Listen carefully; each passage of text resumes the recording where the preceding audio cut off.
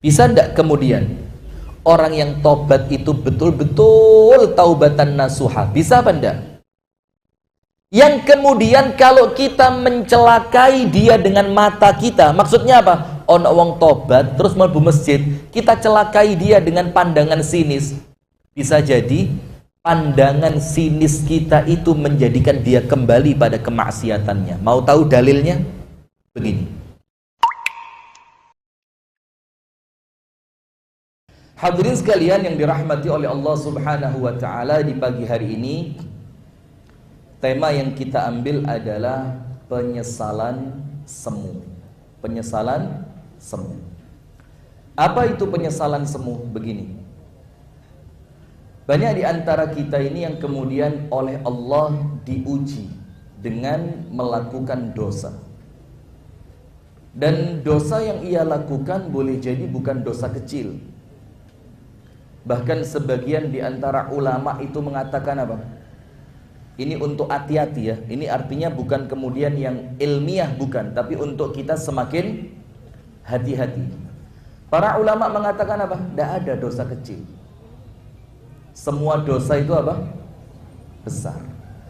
Karena bukan dosanya, tapi kepada siapa kita berdosa. Betul apa enggak? Kita kasih contoh.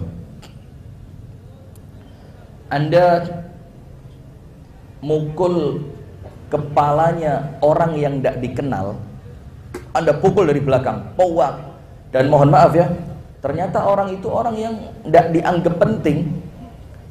Mukulnya sama, niatannya sama-sama menyakiti, tapi berbeda ketika yang Anda pukul ustadz di depan jamaahnya. Podo-podo ngebuih, coba mana lebih berat? Mukul orang biasa atau mukul ustadz? Jawab. Belum sarapan. Coba, ini sama-sama mukulnya nih, pak, ngeplak gitu.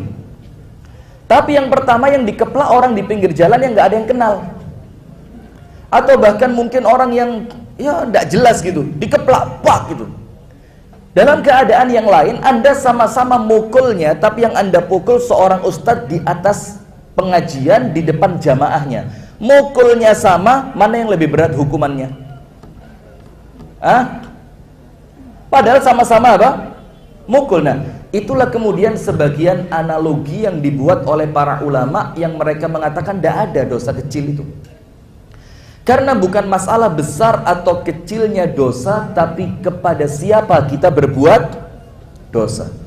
Itulah kemudian dikatakan la tanzur ila sigharil ma'asi. Jangan kamu meremehkan dan melihat kecilnya maksiat. Walakin akan tetapi unzur man huwa ta'asihi. Tapi lihat kepada siapa engkau bermaksiat, yaitu kepada Allah Subhanahu wa ta'ala yang tidak pernah berhenti menurunkan nikmatnya kepada kita, yang tidak pernah berhenti menurunkan penjagaannya kepada kita, yang tidak pernah putus menjadikan kita senantiasa bahagia. Ternyata semua nikmat-nikmat Allah itu kita gantikan dengan kemaksiatan. Sampai sini paham ya? Jadi jangan ngelihat besar atau kecilnya. Nah, kemudian ketika ada di antara kita, dan bisa jadi kita pribadi, bisa jadi kita pribadi yang oleh Allah diuji dengan dosa besar. Na'udzubillah min syarri dzalik, a'azzanallahu wa iyyakum ajma'in. Semoga Allah memuliakan kita semua, amin.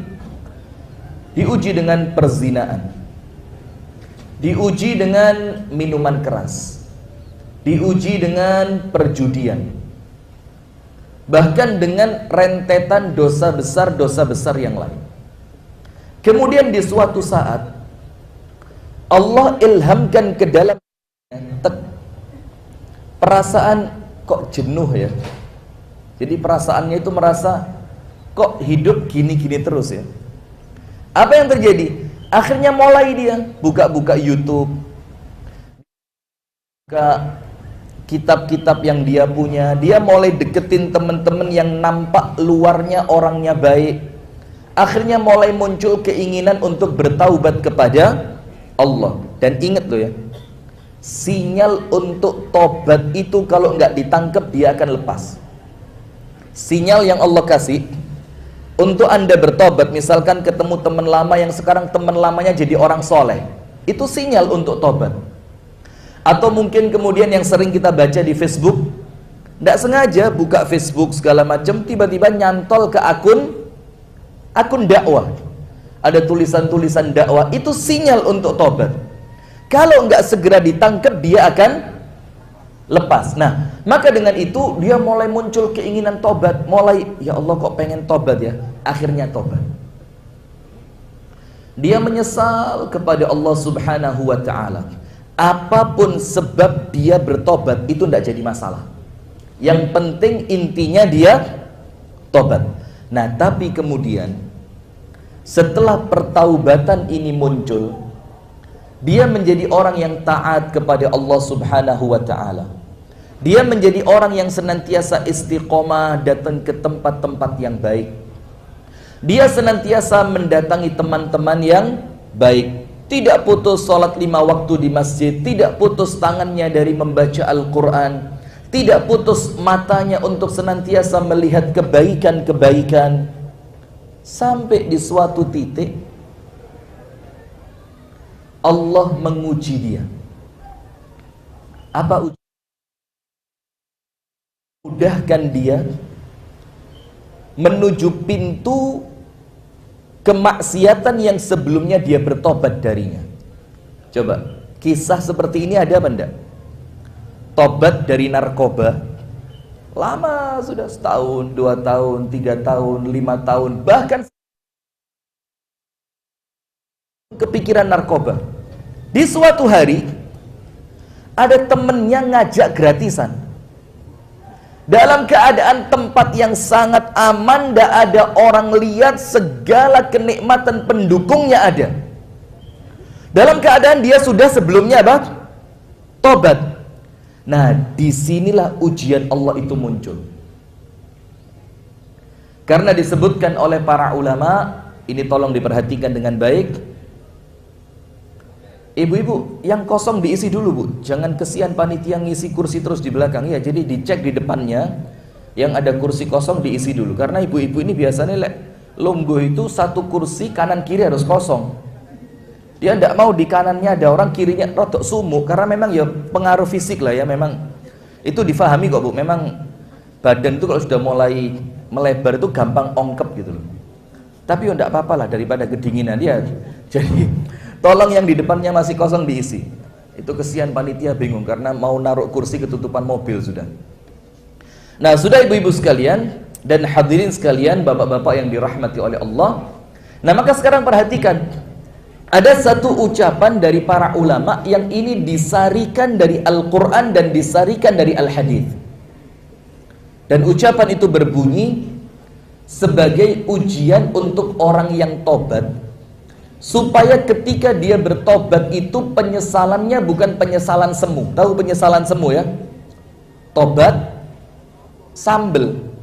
Sekarang tobat lombok ya, pedes, tidak enak, bahkan sampai sakit perut, sampai ke toilet tidak berhenti-berhenti, mondar-mandir toilet. Besok penyakitnya sembuh, makan gorengan lagi, lomboknya lagi, cabenya lagi, ya enggak? Maka dibilang tobat apa? Sambel. Ada lagi istilah yang lain, anget-anget apa? Majelis taklim ini ya, dibatin nih, gak usah disebut ya. Para ulama mengatakan, mataba abdun, tidaklah bertaubat kepada Allah seorang hamba. Ini di sini abdun. Abdun itu artinya ya siapa saja. Mau yang tobat orang yang mantan preman, mau yang tobat orang yang mantan koruptor, mau yang tobat orang yang tobat dari perjudian, siapapun dia dari dosa apapun, mataba abdun, tidaklah bertaubat kepada Allah seorang hamba. Mataba abdun lillahi illa, kecuali imtahanallahu sidqa taubatihi bitashilis sabili lidzambi allazi taba minhu. Tidaklah seorang hamba itu bertaubat kepada Allah dari suatu dosa kecuali Allah menguji dia. Ini Kuncinya di sini. Kecuali Allah akan menguji dia. Apa ujiannya? Allah buka dengan mudah menuju pintu kepada suatu dosa yang dia telah bertobat darinya. Ini ucapannya para ulama. Jadi ketika Anda bertobat dari kemaksiatan, katakan narkoba, setelah tobat Anda itu berjalan di awal mulus, kan biasa ya, kalau masih awal kan masih apa ya, enggak enak, ini ibadah enak, ini sholat nikmat, ini kumpul majelis taklim luar biasa membahagiakan. Tapi lama-kelamaan kan juga muncul futur namanya. Futur itu apa?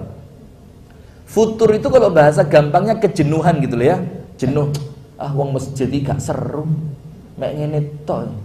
Gak tahu nyetel sound sing banter jeder. Atau imam itu sekali-sekali pakai gaya reggae gitu. Atau muadzin itu sekali-sekali pakai gaya, muadzinnya jangan gaya Mesir Arab terus, sekali-sekali muadzin pakai gaya klub malam gitu loh. Wow. Adzannya itu banterno didik kayak musik. Nah, lama-lama kan jenuh. Nah, ketika dia muncul kejenuhan itu, disinilah ujian Allah datang. Apa ujiannya? Litashilis sabili ila dzambil ladzi taba minhu. Allah mudahkan dia ketemu teman, mendapatkan kemaksiatan yang dia telah bertobat sebelumnya darinya. Nah, maka di sini oleh Allah tobat Anda diuji. Kalau Anda katut kembali, Anda kumat kembali, Anda lakukan lagi, itu artinya tobat Anda tidak berdarah-darah. Coba, yang dari lahir iman, anak wong api, tinggal di keluarga yang api, hidup di masyarakat yang api, kemudian dia juga tumbuh kembang di pendidikan yang baik, dia kemudian kumpul dengan komunitas yang baik, menikah dengan pasangan yang baik, punya anak baik, itu pun sama Allah bakal diuji, padahal dia tidak pernah berdosa sebelumnya. Apalagi orang yang sempat menyakiti Allah dengan kemaksiatannya. Gini, pelan-pelan, cek gak bingung Anda ya. Ada seorang suami ketahuan istrinya selingkuh. Ya enggak? Na'udzubillah. Semoga Allah melindungi kita semua. Amin ya rabbal alamin. Dan Allah melindungi keluarga kita, Allah melindungi anak turun kita. Amin ya rabbal alamin. Sudah? Kemudian ketahuan istri, sama istri dimaafin. Kan istri itu baik ya? Masya Allah. Saya serius Bu. Silakan tanyakan Abu Shanum itu. Rata-rata yang jadi korban dalam rumah tangga itu perempuan. Iya, disuruh sabar, disuruh memaafkan, disuruh nerimo, disuruh pengertian. Iya benda? Iya, serius Bu. Silakan tanya itu Abu Shanum itu. Komen-komen yang masuk itu, atau curhatan yang masuk lewat inbox atau messenger, itu rata-rata perempuan yang disakiti suaminya. Suami saya tidak pulang, suami saya begini, suami saya jahat, suami saya suka mukul, suami... Maka saya pikir, yo pantes lah ya kalau kemudian perempuan-perempuan ini suka memenuhi majelis taklim itu pantes, karena pelarian. Sabar. Yo saya api pelariannya menuju majelis daripada pelariannya tidak jelas kan. Nah sudah. Maka setelah seorang istri tadi ngelihat suaminya dimaafkan dan suaminya tobat, saya mau tanya, langsung muncul kepercayaan atau tidak? Bu jawab. Oh belum pernah ya? Mudah-mudahan enggak. Na'udzubillah min dzalik. Tapi secara umum kan pasti seorang istri tetap dia perlu mengawasi, dia perlu ngecek. Kepercayaan tidak akan muncul seperti sedia kala sebelum dia ketahuan selingkuh. Betul apa enggak Bu? Itu manusia kepada manusia. Maka tentu istrinya pengen lihat, coba sih suami saya ini bener enggak dia tobatnya? Bener enggak dia ini nyeselnya? Bener enggak dia ini menyesalnya itu sungguh-sungguh apa tidak? Maka terkadang istri sesekali perlu ngecek. Coba sih dicek. Kalau dia jalan sama temennya dia ngapain? Bahkan kadang-kadang istri itu sengaja ngecek, itu suami diajak ke tempat teman-temannya yang dulu. Apa reaksinya suami? Nah, itulah artinya bagaimana ketika seorang manusia ini selesai dia berbuat dosa, kemudian dia bertobat, itu tidak langsung kembali seperti semula.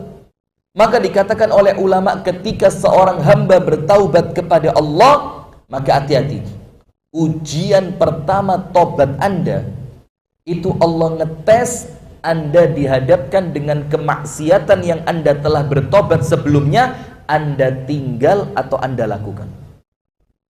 Nah, kemudian berikutnya, yang kita perlu tahu, kadang-kadang mohon maaf ya, orang itu kalau sudah tobat, itu rotok ngalem. Jujur aja lah. Rotok apa?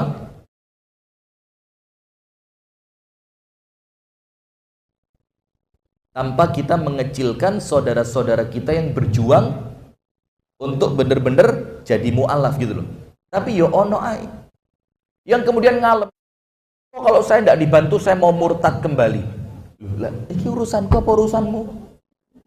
Kita jadi mikir, ini ketika kamu murtad itu yang masuk neraka kamu apa saya?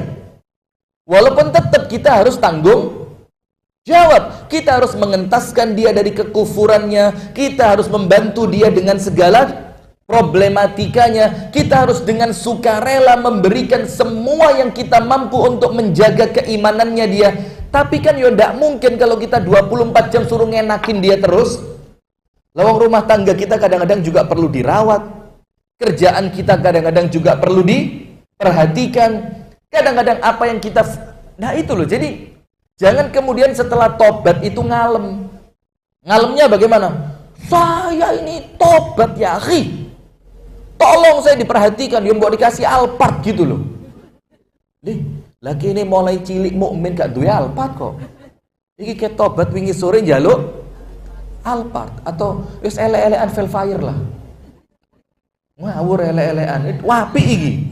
Nah, maka dengan itu kadang-kadang ada orang itu kalau tobat, setelah tobat ngalem. Ngalemnya apa? Ya ndak apa-apa, cuma ya mbok ngaca diri. Gini loh. Gambaran-gambaran ketika dia bertobat itu kepinginnya apa? Kemudahan dari Allah. Betul apa enggak? Dan Allah kasih kemudahan enggak? Allah kasih insya Allah. Gambarannya apa? Langsung ketika ibadah itu bisa nangis. Insya Allah di awal-awal mesti bisa. Karena yang masih besar ketika dia melakukan kemaksiatan.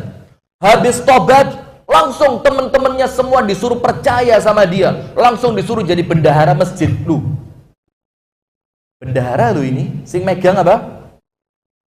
Dia harapannya begitu. Padahal ini satu hal yang perlu difahami oleh orang yang telah bertobat. Apa itu? Allah kasih kesempatan Anda tobat. Itu sudah nikmat yang luar biasa. Jangan nuntut berlebihan. Saya ulang ya. Anda itu dan kita ini, saya juga sama. Allah kasih kesempatan kita bisa mengucapkan astaghfirullah wa atubu ilaih. Itu sudah nikmat yang luar biasa, yang jangan nuntut nikmat-nikmat lain setelahnya. Wes api Anda sama Allah dikasih kesempatan tobat. Jangan lagi kemudian minta, ya Allah saya mau, oh ini saya kalau tobat gini kan, saya harus dikasih kemudahan ya Allah. Toko harus langsung lancar, istri harus langsung taat, anak-anak harus langsung berbakti sama saya. Tidak bisa. Anda yakini dulu, ya Allah, alhamdulillah ya Allah, Engkau beri kepada hamba kesempatan untuk tobat. Sehingga ini menunjukkan penyesalan dia ketika dia kemarin melakukan kemaksiatan dan sekarang melakukan ketaatan. Itu penyesalannya beneran. Sekarang begini, ada orang tangannya kebakar, kobong, gara-gara main apa? Yang kalau mau lebaran itu petasan, boom, tangannya terbakar. Bahkan sama Allah dikasih tanda cinta supaya dia tidak balik, supaya dia tidak mengulangi kesalahannya. Salah satu di antara ruas jarinya itu apa? Putus. Ini kan setiap dia lihat nanti dia ingat, oh ini berarti saya tidak boleh mengulangi lagi. Nanti dia pengen dilihat jarinya, oh saya tidak boleh mengulangi lagi. Dia kira-kira saat itu ketika jarinya terputus, dia nyesel enggak? Bu, nyesel apa enggak? Nyesel kan? Kenapa? Ini jari bisa enggak disambung? Iso nggih cor-coran yo elek dadi ini. Ya mosok dicor atau disambung pakai apa? operasi plastik. Tidak akan sempurna. Tapi kemudian hadirin sekalian, ketika dia menyesal seperti itu, dan dia mikir sama Allah dikasih satu tanda di tangannya, maka penyesalan itu menunjukkan bahwa apa yang dia lakukan sebelumnya salah atau benar. Salah atau benar. Nah, maka keyakinan perbuatan yang aku lakukan ini salah, ini cukup menjadikan Anda tidak boleh ngulangi kemaksiatan itu. Nah, lah kok kemudian Anda nyesel, Anda tobat, Anda merasa salah, perasaan yang Anda lakukan sebelumnya itu kesalahan, itu sudah muncul. Lah kok moro-moro dibaleni, ini tobatnya tidak beneran ini. Ini penyesalan apa? Semu. Nah, maka dengan itu silakan perhatikan. Yang pertama, Anda cek surat Al-Baqarah ayat 54 supaya Anda ngerti bahwasannya tobat kita sekarang ini tidak usah muluk-muluk minta kemudahan yang macam-macam. Iso tobat iku wis api. Jangan ngalem mari tobat minta ini minta itu. Wis salah, iso tobat iku wis api. Perhatikan. Ucapannya Nabi Musa alaihi salam kepada Bani Israel. Nabi Musa mengatakan, "A'udzu billahi minasyaitonir rajim. Wa idz qala Musa liqaumihi, ya qaumi innakum zalamtum anfusakum bittikhadhikumul ijla." Wahai kaumku, sesungguhnya kalian telah melakukan apa? Kezaliman terhadap diri kalian sendiri. Dengan apa? Dengan kalian menjadikan al-ijl, anak sapi, sebagai Tuhan kalian. Ingat ceritanya ya. Jadi Nabi Musa pergi meninggalkan kaumnya selama 40 hari. Kemudian ketika Nabi Musa balik, kaumnya menyembah apa? Nah ini Masya Allah kan jadi lucu ya. Kalau binatang yang bisa kena penyakit mulut dan kuku dijadikan Tuhan. Ya apa? Kemarin kakak saya yang dokter itu kena bisul di lututnya, wabuh gede, gak iso nyetir, gak iso melaku, gak iso obah di dengkul. Saya komen di grup, ini bisul gak tahu diri. Kok gak takut dia nyerang dokter itu, apa gak wedi disuntik ini. Nah sama seperti ini kira-kira ya. Nah sudah, ini ada binatang yang sakit itu loh, gak bisa ngobati dirinya sendiri, gak bisa menyelamatkan dia dari penyakit. Lah kok dijadikan apa? Tuhan. Nah sekarang begini, Nabi Musa mengatakan, wahai kaumku, kalian telah zalim terhadap diri kalian sendiri dengan kalian menjadikan al-ijla sebagai Tuhan. Terus Nabi Musa bilang apa? Fatubu ila bari'ikum. Maka sekarang mumpung masih ada kesempatan. Bagaimana kesempatannya? Ayo segera apa? Tobat. Nah kita sama Bu, ini sekarang kesempatan bukan? Coba, yang tadi malam habis bermaksiat, yang bulan lalu bermaksiat, yang bahkan bekas-bekas kemaksiatan itu masih nempel di tubuh kita. Coba, ini sekarang kita mendengarkan ceramah semacam ini, kita dikumpulkan di tempat seperti ini kesempatan atau bukan? Saya mau tanya, kira-kira nanti siang kesempatan itu pasti masih ada atau bisa jadi sudah lewat kesempatannya? Insya Allah kok enak. Coba, kesempatan ini sekarang yang Allah dudukkan kita di majelis ini seperti sinyal yang Allah bilang, ayo sekarang. Urusan nanti terulang lagi, itu sudah jangan dipikir dulu. Yang penting sekarang istiqomah, fokus, ikhlas, serius, tobat. Maka Nabi Musa mengatakan kepada kaumnya apa? Sekarang, fatubu, sekarang tobat dulu. Ila bari'ikum, kepada Allah subhanahu wa ta'ala, kepada pencipta kalian. Tapi hadirin, tidak berhenti sampai situ. Apa syariat umatnya Nabi Musa Bani Israel setelah mereka tobat? Fatubu ila bari'ikum faqtulu anfusakum, bunuh diri. Bayangin, umatnya Nabi Musa kalau tobat, kepingin tobatnya diterima, setelah tobat disuruh apa? Disuruh apa? Bunuh diri. Berat atau ringan? Coba, ini umatnya siapa? Tobatnya sama Allah baru diterima kalau mereka menunjukkan kesungguhan tobat itu dengan apa? Bunuh diri. Anda tahu orang Jepang? Orang Jepang kalau malu ngapain? Kalau malu ngapain? Orang Indonesia ketahuan korupsi ngapain? Pakai rompi orange di depan kantor KPK. Ini adalah jebakan dari lawan politik saya. Drun. Jebakan dari lawan politik dari mana? Ente kok gelem dijebak gitu loh. Iya, ini kok kayak tikus dikasih ikan asin, dimasukkan jebakan, moro-moro gulune kena. Itu loh. Kalau tahu jebakan, kenapa didatengin kan gitu? Nah, ini makanya hadirin, kaumnya Nabi Musa itu tidak bisa tobat seperti kita. Ya Allah, nangis tobat ya Allah. Tobat, terus sholat, melakukan amal soleh. Kalau kita kan cukup. Kaumnya Nabi Musa dibilang apa? Fatubu ila bari'ikum faqtulu anfusakum. Kemudian apa? Setelah tobat, seperti orang Jepang, disuruh pakai katana. Tahu katana? Mobil roda 4 itu. Dimasukkan ke jantungnya. Supaya matinya itu enak. Lumayan, mati ini enak, mari mati soro. Mendingan kita mati rotok gak enak, mari mati enak. Ini golek coro mati sing enak. Jadi dia nusuk itu ada teorinya, Bu, tidak sembarangan. Mau tak urut ya? Nanti praktek bareng-bareng.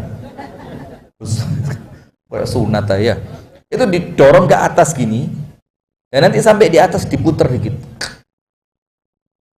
Supaya apa? Jantungnya itu langsung pecah. Nah, kalau jantungnya sudah pecah mau ngapain? Nah, nanti jangan dipraktekkan loh ya. Nanti saya takut masuk berita radar Kediri. Setelah pulang pengajian mempraktekkan cara bunuh diri. Dicari ustadznya nanti. Waduh, masuk kantor polisi saya. Antum ceramah apa kemarin? Udah, Pak. Saya tidak ceramah kemarin, saya guyon aja itu. Nah, sudah hadirin, ini kaumnya Nabi Musa. Tidak seperti kita. Enak lah kita di mari tobat langsung kepingin taknes, duduk santai, masuk masjid orang tiba-tiba langsung percaya, usaha langsung lancar, istri langsung soleha. Istri Anda aja tidak langsung percaya kok. Iya apa enggak? Nah, maka di kaumnya Nabi Musa, faqtulu anfusakum, disuruh bunuh apa? Bunuh diri. Kemudian disebutkan lagi, kenapa sih orang itu setelah tobat? Allah pengen tahu tobatmu ini nyeselnya beneran atau penyesalan semu. Tujuannya apa?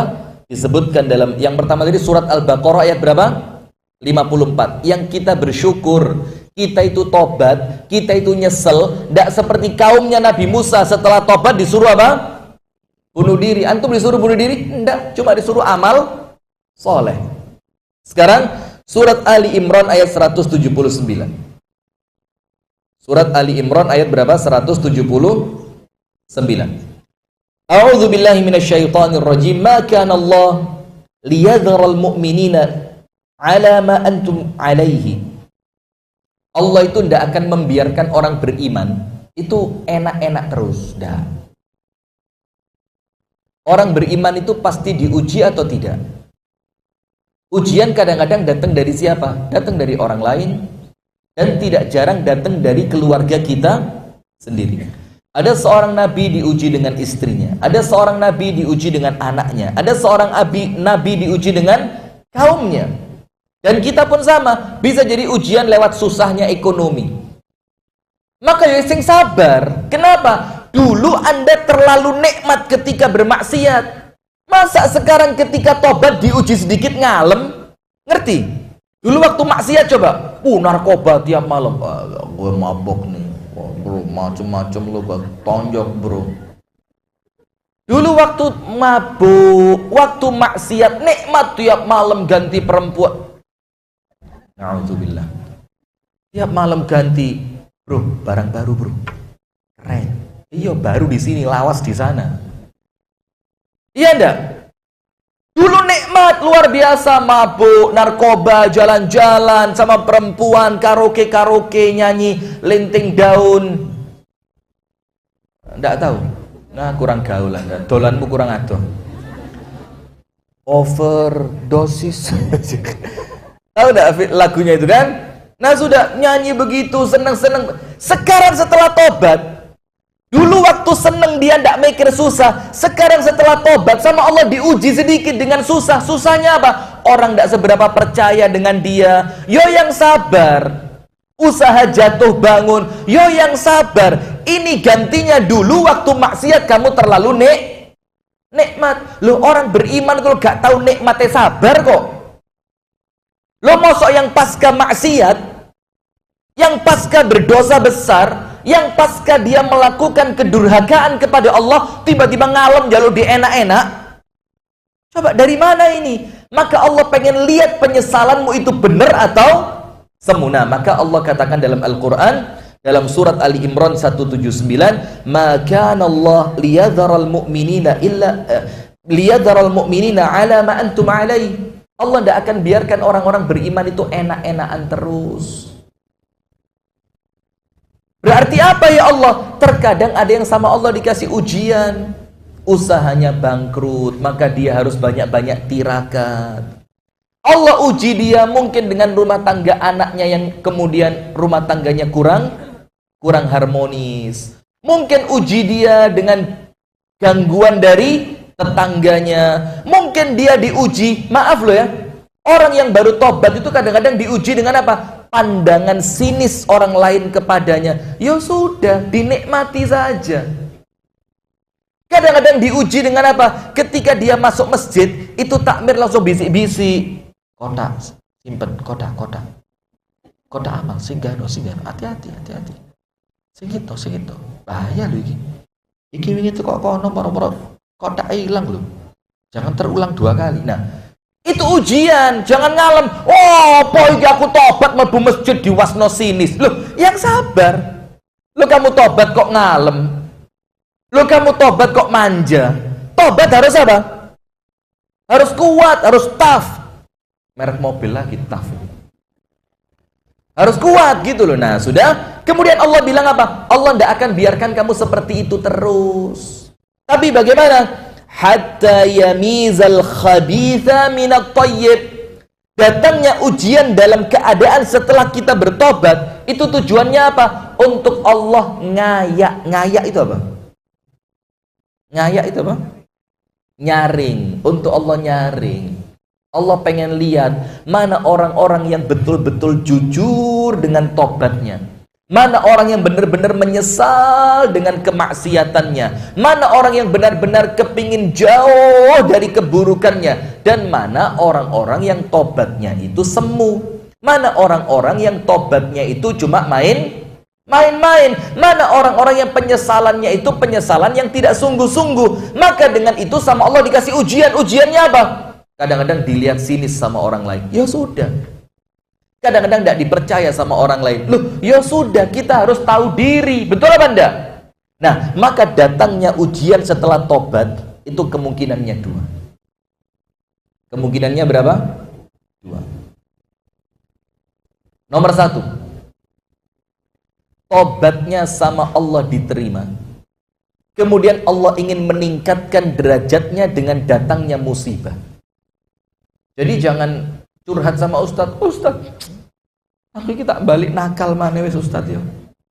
Lu wis tobat juga lo Ustadz, ya Allah, kepingin dadi takmir masjid, kepingin dadi ketua takmir, dicoret jenengku Ustadz. Tobatnya kapan? 24 jam yang lalu Ustadz. 24 jam yang lalu, iya. Terus sekarang kepingin jadi apa? Ketua takmir Ustadz, kan yo harus totalitas Ustadz. Kemarin maksiat totalitas, mosok sekarang tobat tidak boleh jadi ketua takmir. Waduh, ini tidak bener ini. Kalau masjidnya Mustaqim sih lumayan ya. Kalau masjidnya Darussalam Kasembon susah. Leksinya panjang. Maaf loh, takmir Mustaqim ya. Mustaqim ini Masya Allah ya. Mustaqim ini takmir masjid yang paling aktif. Luar biasa Masya Allah. Aktif pergantian ketua. Aktif ya Masya Allah. Jadi ketua itu Masya Allah. Rollingannya itu bagus. Gak sempet ngawur digenti. Gak sempat korupsi wes ini bagus, ini perlu dicontoh masjid-masjid yang lain ini ya. Jadi saya apresiasi buat takmir Masjid Mustaqim. Nah, berikutnya apa? Kemungkinan yang pertama datangnya ujian setelah tobat itu karena apa ibu-ibu? Karena Allah terima tobatnya. Tapi setelah tobat itu diterima, Allah merasa tidak cukup kamu cuma tobat. Derajatmu perlu Angkat. Dan musibah yang datang itu, Bu, musibah yang datang itu, Anda tahu enggak? Musibah yang datang itu bukan hanya menghapuskan dosa, tapi musibah yang datang itu bisa meninggikan derajat. Contoh, para nabi dapat musibah enggak? Musibahnya para nabi itu berupa ujian. Betul apa enggak? Saya mau tanya, nabi itu punya dosa apa enggak?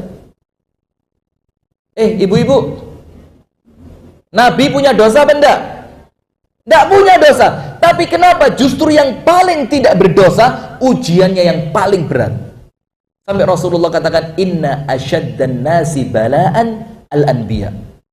Orang yang paling berat ujiannya di dunia ini adalah para nabi. Dalam keadaan mereka tidak punya dosa. Sekarang saya mau tanya, terus hikmahnya apa? Kok para nabi yang tidak punya dosa sama Allah diuji dengan ujian yang berat? Supaya nanti pantas menduduki surga yang paling tinggi. Nah, maka Anda setelah tobat ya begitu. Jangan Anda merasa, yo apa sih wis tobat kok ngene. Tunggu dulu. Tobatmu diterima, insya Allah. Husnudzon, baik sangka kepada Allah. Tapi Allah ingin menjadikan derajatmu itu melampaui orang-orang yang tidak pernah maksiat. Bagaimana caranya? Kamu pernah maksiat, mereka tidak pernah maksiat, mereka terus di masjid. Supaya derajatmu bisa sama seperti mereka, Allah kasih fasilitas. Fasilitasnya apa? Ujian. Istri yang tidak setaat dulu, ya pantas.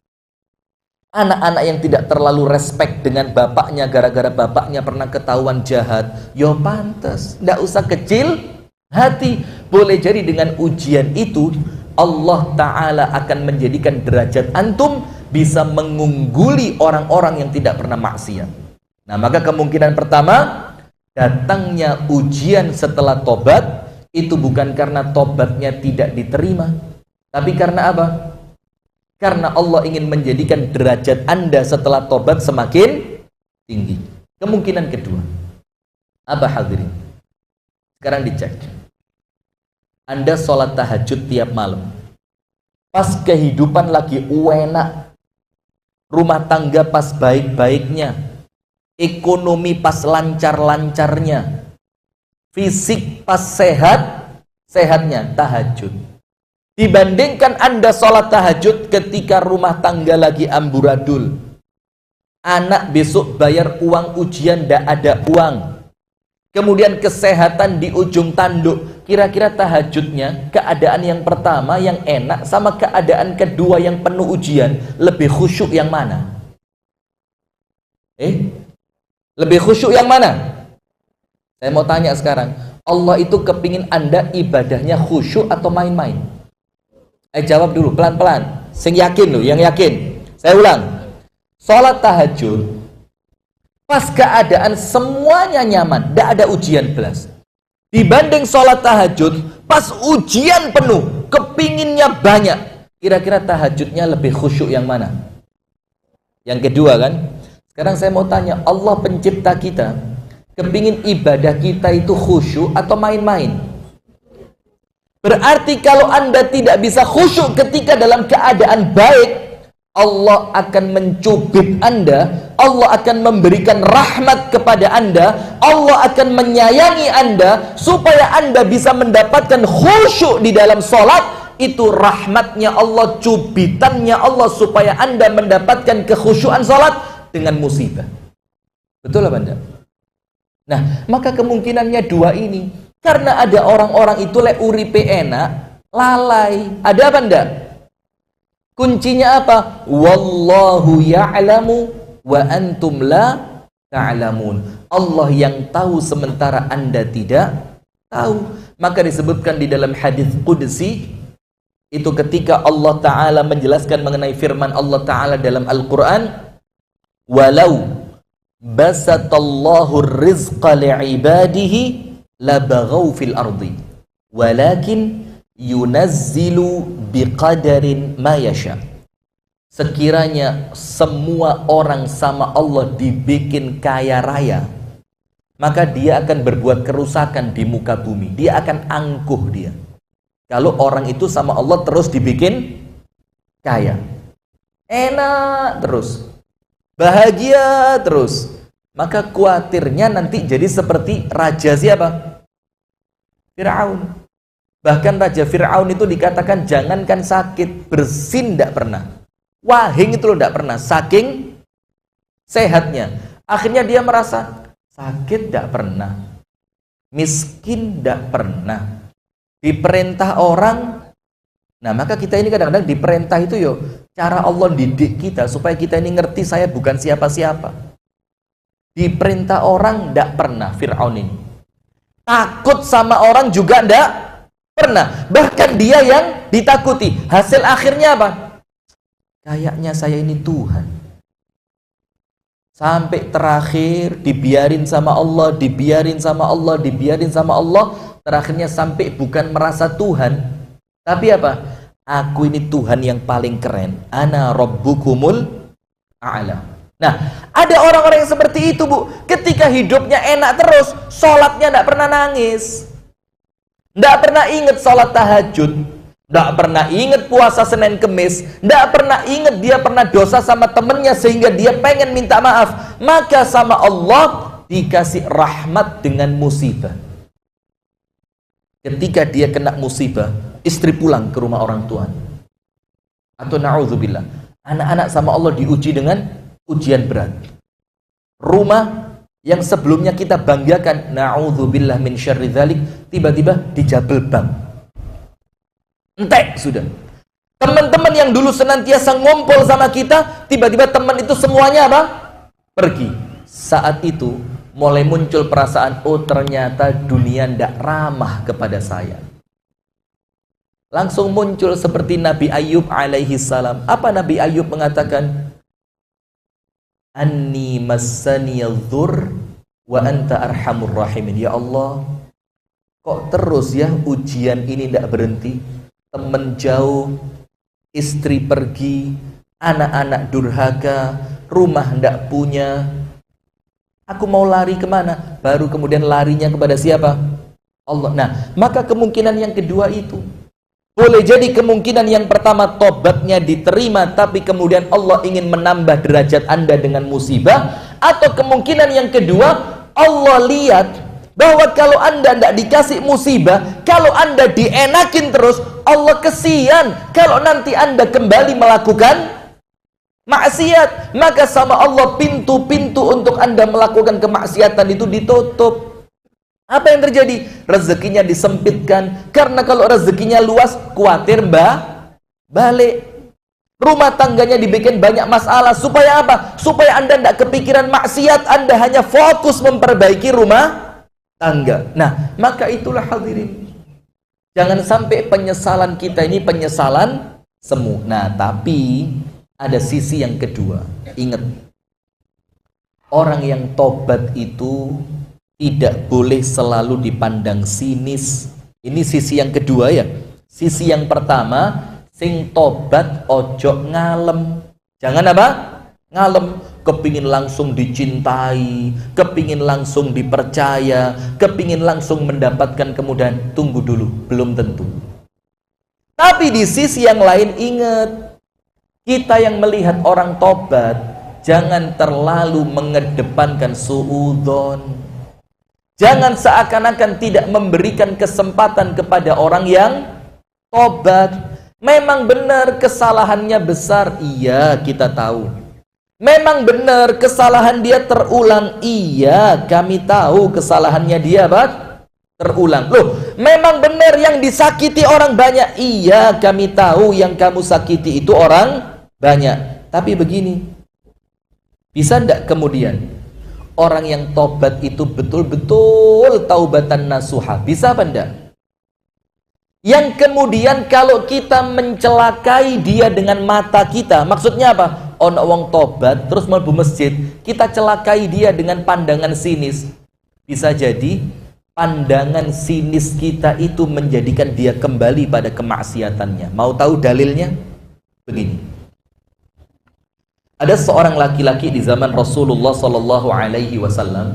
Ini sering kita sampaikan, dan ini bukan untuk orang yang tobat untuk gampang no tobat tuh ya. Hati-hati, jangan salah paham. Saya ulang, ini bukan untuk supaya orang yang tobat itu merasa gampang tobat, bukan. Tapi apa? Untuk orang yang melihat orang lain yang selesai dari tobat. Begini, seorang laki-laki di zaman Rasulullah Shallallahu Alaihi Wasallam melakukan maksiatannya. Kemaksiatannya apa? Minum khamr.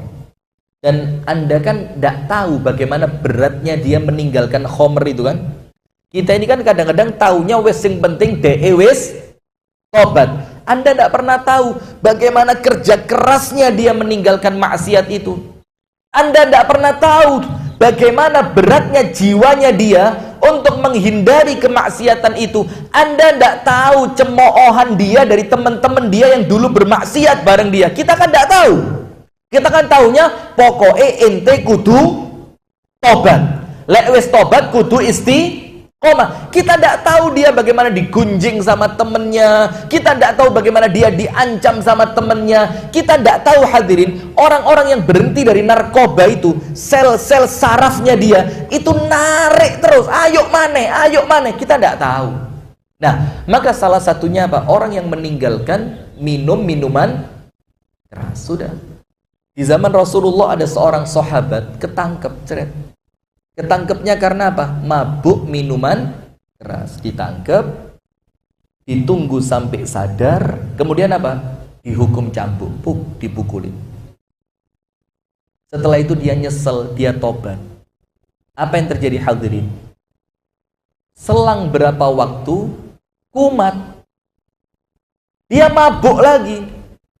Tapi lucunya orang ini ketika mabuk yang dicari Nabi Muhammad ini bukan ulo marani gepuk loh ya. Luang mabuk kok goleki Nabi? Ini bukan ulo marani gepuk, karena betul-betul dari dalam hatinya itu kecintaannya kepada Nabi Muhammad. Akhirnya sama sahabat ditangkap lagi. Ini ya apa sih kok terulang lagi? Ditunggu sampai sadar, dimasukkan ruangan seperti penjara gitu. Setelah itu kembali dihukum cambuk. Tobat dia. Nangis, tobat. Berhenti lagi dia kan. Sudah, setelah itu apa yang terjadi? Tidak berapa lama, selang berapa waktu, ternyata kumat maneh, ketahuan lagi mabuk, dicambuk lagi, sampai kejadian itu berulang berkali-kali. Sampai titik terakhirnya apa? Para sahabat Nabi mangkel sama orang itu. Dibilang apa ketika dicambuk? Allahumma la'anhu ma aktsara ma yu'tabih. Ya Allah, yang satu ini dilaknat saja wis bunuh aja lah, masukin neraka langsung aja. Kenapa kok sahabat ini sampai tidak kuat nahan lisannya? Gara-gara keterlaluan. Kok balik maneh? Kok seakan-akan tobatmu itu tidak serius? Kok seakan-akan penyesalanmu itu penyesalan yang semu? Sampai dia tidak kuat ngomong apa? Wes ya Allah, dilaknat saja. Nabi Muhammad dengar, Bu. Dan Nabi Muhammad itu paling penyayang kepada umatnya. Betul apa enggak? Sudah, Nabi Muhammad bilang apa? 2 riwayat. Riwayat yang pertama dikatakan, La tal'anuhu. Wahai para sahabat, temanmu yang tobat kumat, ini jangan dilaknat. Kenapa? Aku, kata Nabi Muhammad, melihat dia. Di dalam hatinya aku lihat dia adalah orang yang cinta kepada Allah dan cinta kepada Rasulnya. Dibelani sama Nabi Muhammad. Di sini artinya apa? Orang yang tobat kumat, itu Nabi Muhammad saja belani. Mosok Anda mencela? Allah saja nunggu terus selama kesempatan itu ada. Mosok Anda tidak kasih kesempatan? Nah, dalam riwayat yang lain apa Nabi Muhammad katakan? La tu'inu syaitana ala akhikum. Tolong, kata Rasulullah kepada para sahabat, jangan bantu setan untuk menjerumuskan sahabatmu ini. Apa maksudnya? Kalau dia tobat, ayo diterima dengan lapang dada, ayo dirangkul, jangan bantu setan. Apa bantu setan maksudnya? Jangan sampai dia yang niat tobat, kalian curigai dia, kalian sinis sama dia, akhirnya dia merasa, ah wes gak usah tobat lah, saya tak maksiat saja. Ini setan seneng. Kenapa? Itu seakan-akan bantu setan, bukan bantu temenmu. Kalau kamu mau bantu temen yang tobat tadi, tarik tangannya, jemput ke masjid, bantu kebutuhannya, sayangi dia, doakan di dalam sholat dan ibadahmu. Jangan malah tenan pora koyo wis ping 3 lho iki Mas, engko balik maneh, alah nang masjid tenono ae. Aku wis ngitung kok, paling banter saulan 17 dino, paling banter sampai dinone iku lho dihitung saulan 17, engko saulan dino ke 18 wis balik kok. Titenono. Lah, ini kata Nabi Muhammad nolong siapa? Nolong setan. Nah, itu yang pertama, untuk kita yang melihat orang yang tobat kumat, tobatku terus kasih kesempatan. Yang kedua apa? Saya mau tanya, hadirin, melakukan tobat kemudian kumat itu bisa terjadi sama orang lain, betul apa enggak? Bisa. Tapi untuk kita bisa terjadi enggak? Artinya ketika kita melakukan kesalahan kemudian kita tobat, kemudian kesalahan itu terulang, kemudian kita tobat lagi, kita kepingin enggak orang lain juga nerima kita apa adanya? Kepingin. Maka orang lain pun sama, ketika dia tobat sungguh-sungguh, dia juga kepingin diterima seperti ketika Anda tobat kepingin diterima. Maka jangan nutup pintu, yang pintu itu sama Allah dibuka lebar-lebar. Saya kasih satu cerita sebagai penutup, dan cerita ini diambil dari hadis yang sahih. Diambil dari mana?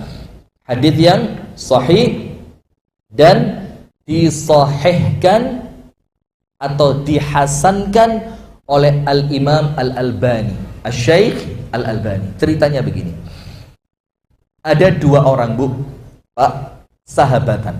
2 orang ini apa? Sahabat deket banget.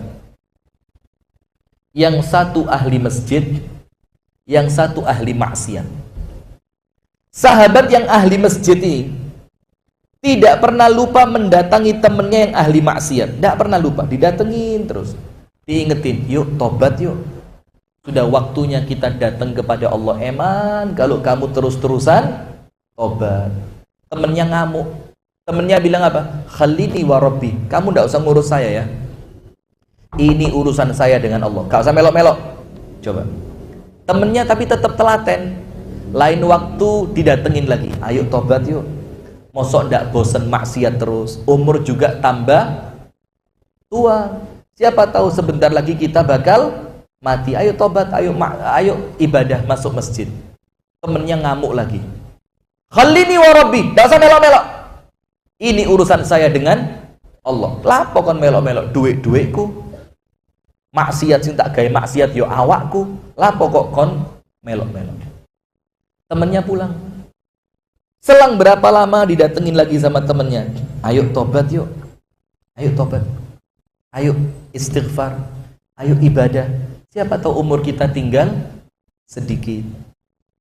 Temennya balik lagi, khalini wa rabbi, biarkan saya dengan Allah, lapo kon melok-melok. Sampai akhirnya temen yang ahli ibadah ini mangkel.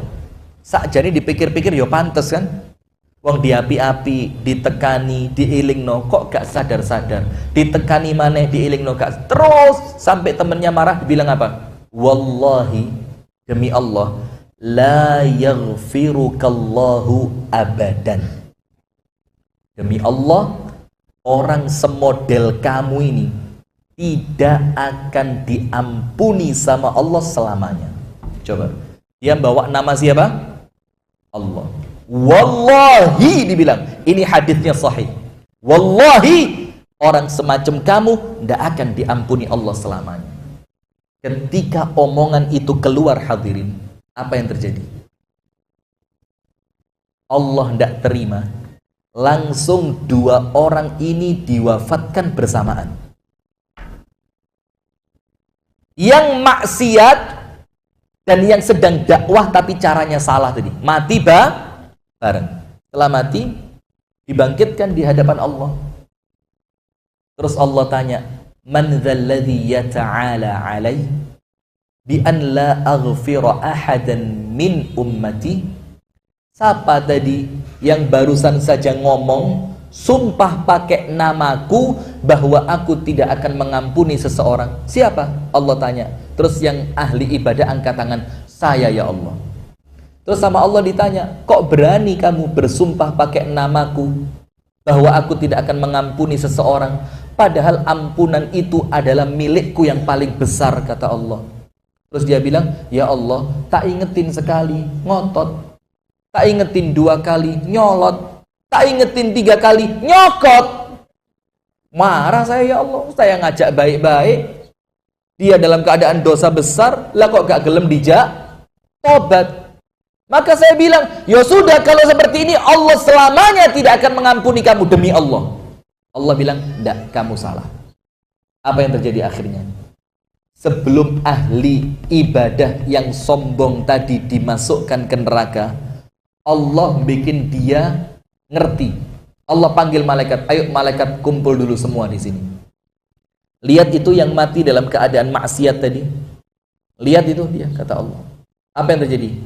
Demi Allah, kata Allah, bi'izzati, dengan kemuliaanku, wa jalali, dan dengan keagunganku, semua malaikat, kata Allah, aku perintahkan jadi saksi, aku ampuni dia dengan luasnya ampunanku. Dan yang sombong ini, yang ngomong bahwa Allah tidak akan mengampuni temannya selamanya karena dia ngotot maksiat, tidak mau tobat, karena kesombongannya, kirim dia masuk ke dalam neraka. Nah sekarang apa hak Anda untuk tidak nerima orang yang tobat? Apa hak Anda untuk terus sinis sama orang yang sudah tobat? Siapa tahu penyesalannya dia itu penyesalan yang sungguh-sungguh yang hanya Allah yang tahu. Maka Anda tahu perempuan Ghamidiyah? Tahu perempuan Ghamidiyah? Alah, saya serius-serius gelewedek terakhir ini. Perempuan Ghamidiyah tahu? Sudah ya, Pak Amir tutup sampai sini ya. Ini salah tempat pengajian. Masuk Abu Sanum jadwalnya di sini memang tadi.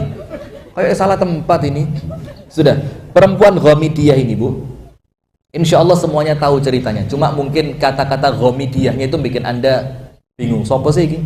Perempuan yang berzina akhirnya hamil. Setelah dia hamil, dia nyesel.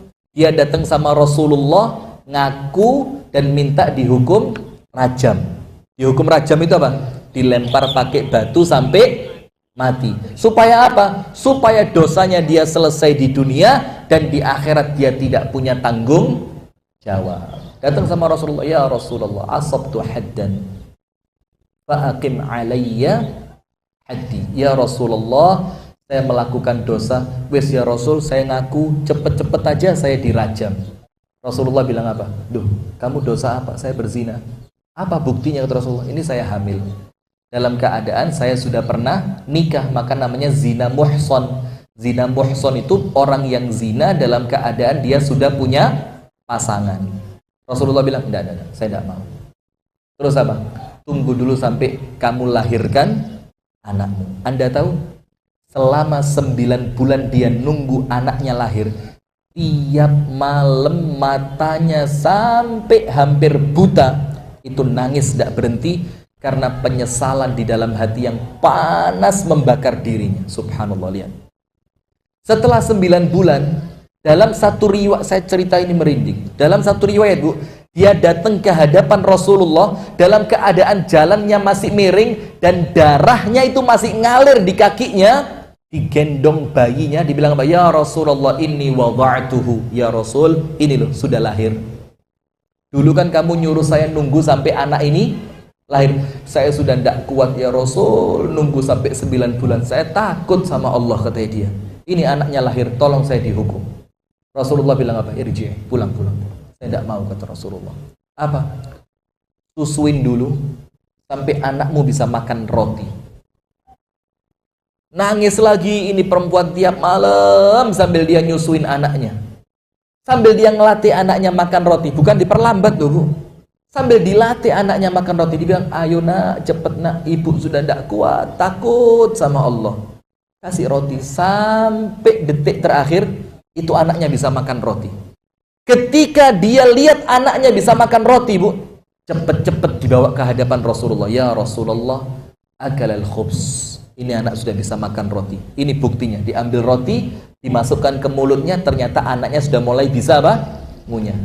Fa'akim alayya haddi. Maka ya Rasul, hukum saya sekarang. Saya sudah tidak kuat ya Rasul. Akhirnya kata Rasulullah, ya sudah. Ambil anaknya, cari siapa yang mengasuhnya. Sudah dicek betulan ternyata biasa makan roti, dipendem perempuan itu sampai batas leher. Supaya apa? Tidak goyang. Dilemparin pakai batu. Salah seorang sahabat ngelempar pakai batu besar dengan perasaan mangkel sama perempuan itu. Dibilang, "Kuh!" Seakan-akan kalau bahasa kita apa? Rasa no. Rasulullah bilang apa? Tamahan. Jangan-jangan kata Rasulullah. Yang baik sama perempuan ini. Perempuan ini sudah tobat. Yang kalau tobatnya itu dibagi untuk penduduk Madinah, wong sak Madinah dikei tobatnya dia, maka untuk penduduk Madinah tobatnya satu orang ini cukup. Coba lihat. Siapa yang tahu? Tidak ada yang tahu kan? Nah, maka ada dua sisi. Sisi yang pertama, untuk orang yang tobat, jangan ngalem, jangan manja. Allah menguji kamu untuk meningkatkan derajatmu. Allah menguji kamu untuk supaya kamu istiqomah di jalan tobat. Dan untuk kita yang melihat orang yang tobat kumat, kita tidak punya hak untuk menghakimi dia. Betul apa enggak? Penutup. Innal ladzina yakhshawna rabbahum bil ghaibi lahum maghfiratun wa ajrun karim. Orang-orang yang takut kepada Allah dalam keadaan innal ladzina yakhshawna rabbahum bil ghaib. Apa menurut Al-Syeikh Muhammad Amin Asy-Shinqiti, penulis tafsir Adwaul Bayan?